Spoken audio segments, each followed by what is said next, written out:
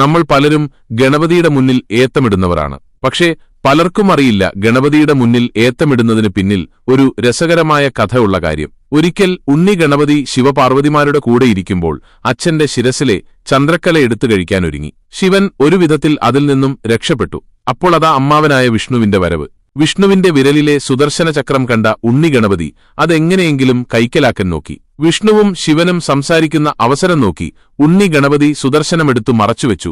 വിഷ്ണു നോക്കുമ്പോൾ തന്റെ സുദർശനം കാണുന്നില്ല. ഉണ്ണി ഗണപതിയോട് സുദർശനം തിരിച്ചുകൊടുക്കാൻ അച്ഛനമ്മമാർ പറഞ്ഞു. അത് കേട്ടതും ഉണ്ണി ഗണപതി സുദർശനം എടുത്തു വിഴുങ്ങി. എന്നിട്ട് ഒരു ചിരിയും. പഠിച്ച പണി 18 നോക്കിയിട്ടും ഉണ്ണി ഗണപതിയുണ്ടോ? വായ തുറക്കുന്നു.